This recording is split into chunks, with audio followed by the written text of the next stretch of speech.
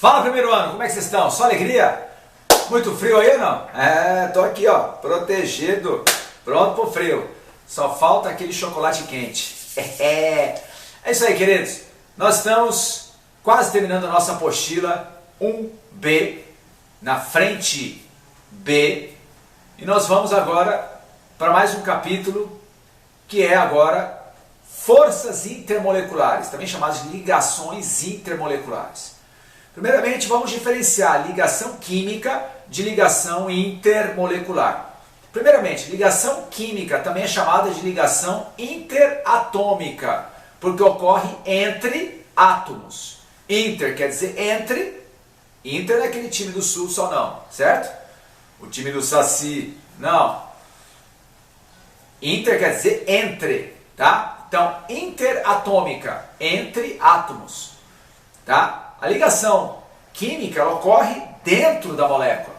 É o que mantém os átomos unidos dentro da molécula, tá? E a ligação química ela é responsável por propriedades químicas. Por exemplo, se aquela substância reage sob determinadas condições ou não, isso quem vai determinar são as ligações químicas dentro da molécula. Agora, o que a gente vai ver hoje são as ligações intermoleculares, ou seja, que ocorrem fora da molécula, entre moléculas. Molécula com outra molécula, a interação que ocorre entre as moléculas.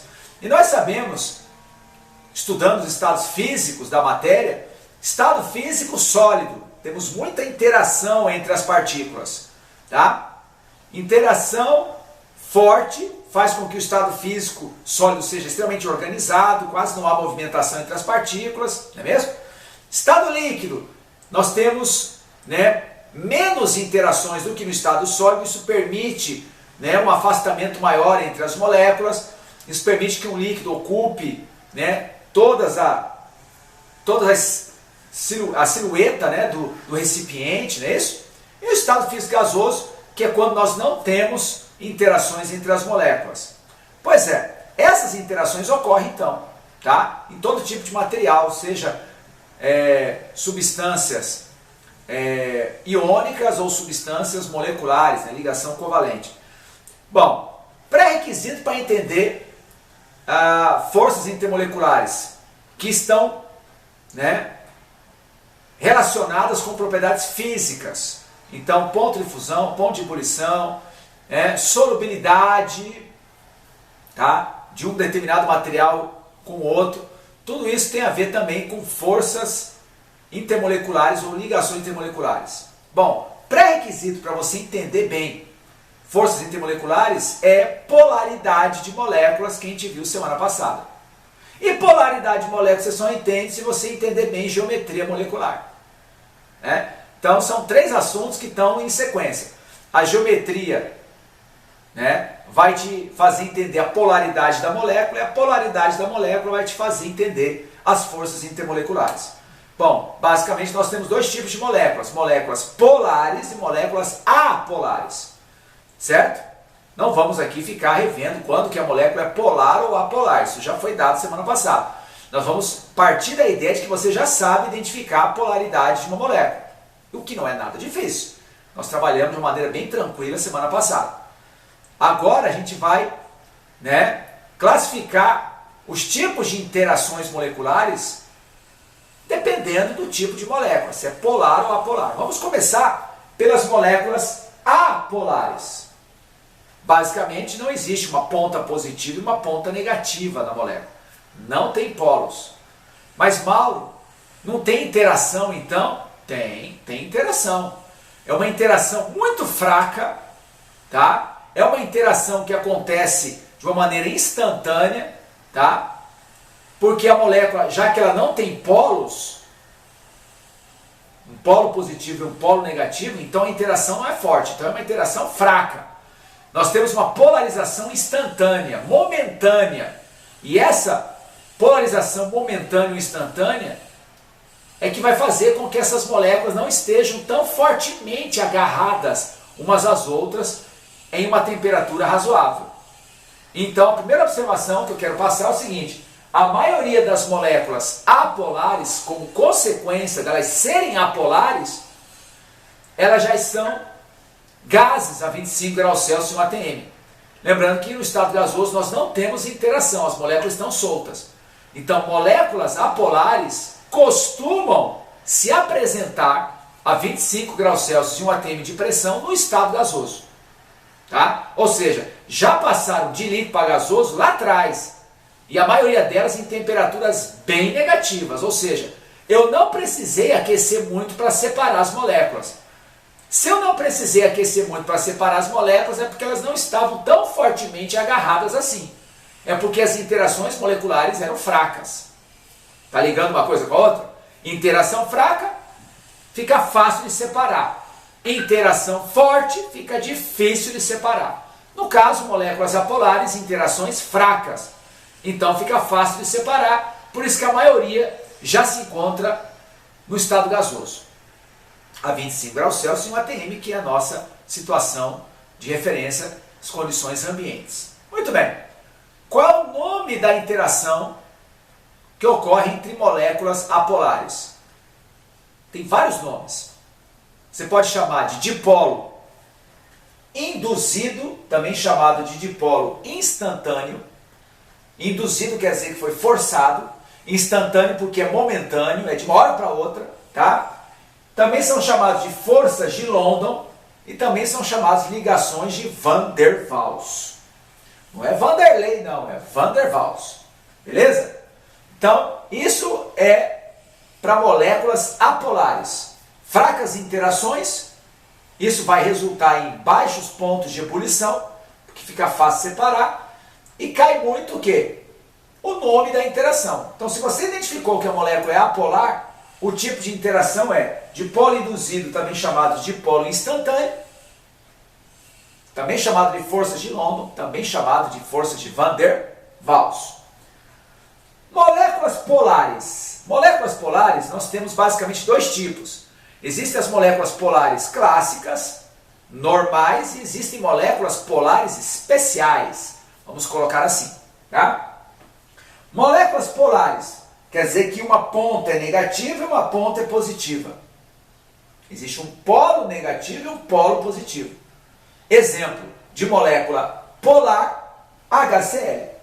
O cloro é o polo negativo porque cloro é mais eletronegativo que o hidrogênio. E o hidrogênio, então, é o polo positivo. O que acontece? Cargas opostas se atraem. Então, uma molécula de HCl se liga a outra molécula de HCl. De que maneira? Através dos polos opostos. O cloro de uma molécula atrai o hidrogênio de outra molécula. Então, a carga positiva de uma molécula atrai a carga negativa de outra molécula.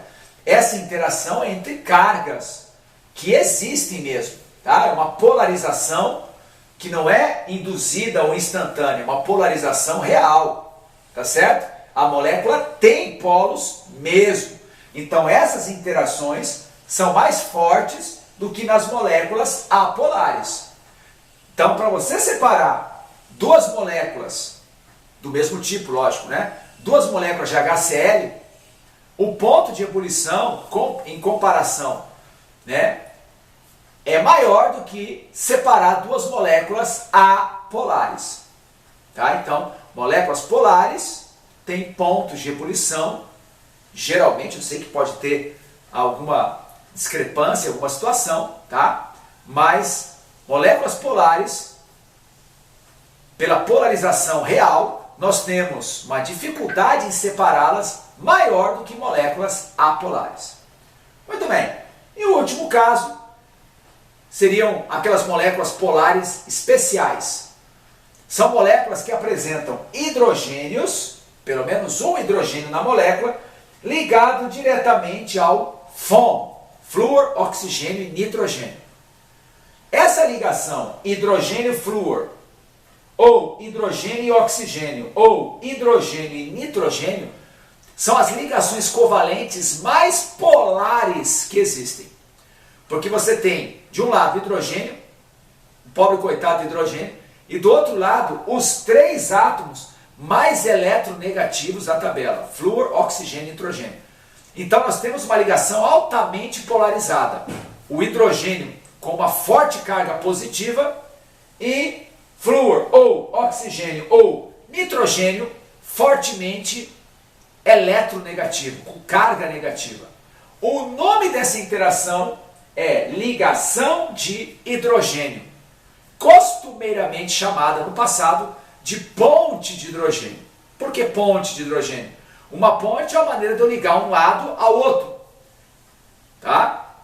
E de hidrogênio, ou seja, o hidrogênio servia de ponte, de intermediário, de ligação entre a molécula que ele está e uma outra molécula. De que maneira? O hidrogênio de uma molécula se ligando ao FON de uma outra molécula. Essa interação era extremamente forte. Então, de tudo que falamos até agora, as ligações de hidrogênio são as interações mais fortes que existem.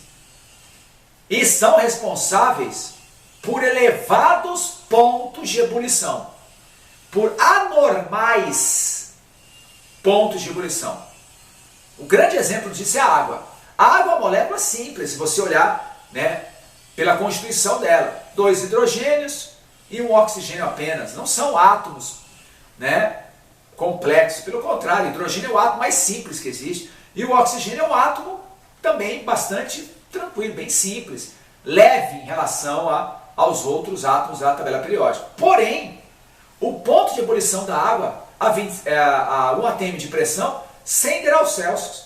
Essa é uma temperatura anormalmente elevada em comparação a outras moléculas. Você pode perguntar, mas 100 graus Celsius é uma temperatura elevada? É sim, muito alta, tá certo? E aí a pergunta é, qual a razão de uma temperatura de ebulição tão elevada? A razão está nas interações moleculares que a água realiza entre suas moléculas. Uma molécula de água interage com outra molécula de água por pontes de hidrogênio ou ligações de hidrogênio. E essas interações são as mais fortes que existem. Portanto, para separar 2 moléculas de água, você vai ter que aquecer. Vai ter que meter fogo aí. Por quê? Porque elas estão fortemente agarradas umas às outras. Então, para separá-las, você vai ter que colocar calor. Porque quando você coloca calor, você afasta. Quando você tira calor, você aproxima. Beleza, queridos? Bom, primeiro passo é identificar a molécula. Molécula apolar, Van der Waals, ou dipolo induzido ou dipolo instantâneo. A molécula é polar, a pergunta é, tem hidrogênio ligado ao FON? Não, então é dipolo permanente. Tá? Tem hidrogênio ligado ao FON? Tem, então é ligação de hidrogênio. É fácil, nós vamos ter nossa aula no Zoom, vamos resolver exercícios, e com isso revisando o conteúdo, lembrando a gloriosa tarefinha do Classroom, beleza? Para você ficar bom nesse conteúdo. Usem a touca, lavem as mãos, se cuidem, forte abraço e hasta la vista!